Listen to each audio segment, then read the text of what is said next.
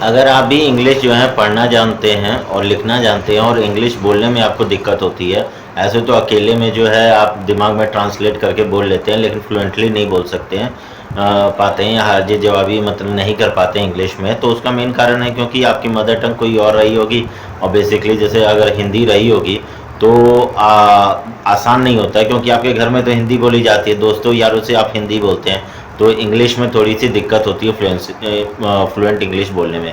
तो उसके लिए आप क्या कर सकते हैं, पहला तो आपको जो है सुबह एक अखबार लगा लेना चाहिए इंग्लिश का, और उसमें प्रमुख तौर से जो है आपको उसका एडिटोरियल कॉलम पढ़ना चाहिए, फ्रंट पेज पढ़ना चाहिए, नेशनल न्यूज़ और इंटरनेशनल न्यूज़ के साथ स्पोर्ट्स न्यूज़। इससे फ़ायदा ये होगा कि जब भी किसी भी एग्जाम में करंट अफेयर्स आएगा या ग्रुप डिस्कशन में भी कई बार टॉपिक्स जो दे देते हैं वो करंट अफेयर से उठा के दे देते हैं, तो उसमें आपकी मदद भी हो जाएगी और साथ ही साथ आपकी इंग्लिश भी सुधरेगी। दूसरी जो चीज़ है वो आपको ये करनी है कि आपको नॉवेल्स पढ़ना शुरू करना पड़ेगा। अब नॉवेल्स पढ़ने के लिए आपको क्या करना पड़ेगा कि आप नॉवेल्स कौन सी शुरू कर सकते हैं। तो आज से 12, 13, 14 साल पहले जो है जो लड़कों ने शुरू किया था, हम सब ने जब शुरू किया था, तो मैंने तो नहीं लेकिन मेरे साथियों ने जो शुरू किया था वो 5 पॉइंट समवन और 3 मिस्टेक्स ऑफ माई लाइफ जैसी जो नॉवेल्स थी, चेतन भगत का एक एरा चल रहा था उस समय, तो उसी से उन्होंने शुरू किया था। क्योंकि चेतन भगत की नॉवेल्स की इंग्लिश जो होती है बाकी नॉवेल्स की कंपैरिजन में थोड़ी सी इंग्लिश जो है वो नॉर्मल होती है, जिसको समझना जो है आसान होता है। जैसे ही 1, 2, 3 नॉवेल्स आप पढ़ लेते हैं तो फिर आपको पॉलो कॉलो करके इंटरनेशनल राइटर थे उनकी जो है वो पढ़नी चाहिए, एल्केमिस्ट पढ़नी चाहिए।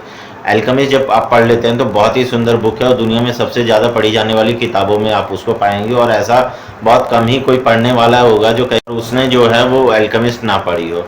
एल्केमिस्ट के राइटर पॉलो कॉलो हैं और उन्होंने पहले द पिलग्रिमेज लिखी थी, लेकिन उसके बाद जब उन्होंने एल्केमिस्ट लिखी तो एल्केमिस्ट बहुत हिट हुई। ये 5,000 कॉपीज ही छपनी थी लेकिन वो इतनी डिमांड में आने लगी कि आज तक वो एल्केमिस्ट जो है छप रही है।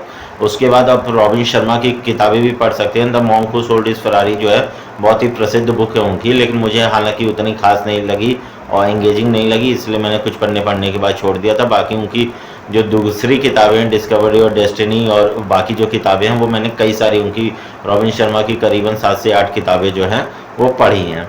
काफ़ी अच्छी किताबें वो लिखते हैं।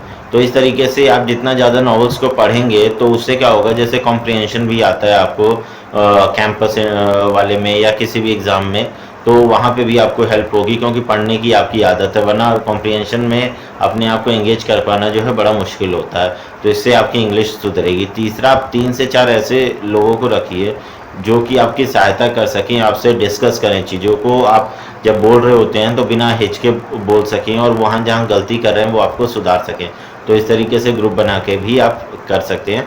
और भी अगर आपको कोई सुझाव हो कि इंग्लिश को कैसे सीखा जाए तो आप कमेंट में बताइएगा कि मतलब क्या क्या दिक्कत आ रही है, या ये जो चीज़ें मैं बता रहा हूँ उसमें आपको क्या दिक्कत आ रही है। जैसे बुक्स आपको नहीं मिल पा रही हैं तो आप जो है किसी लाइब्रेरी को ज्वाइन कर लीजिए। लाइब्रेरी की एक नॉमिनल फ़ीस होगी और उतनी फ़ीस में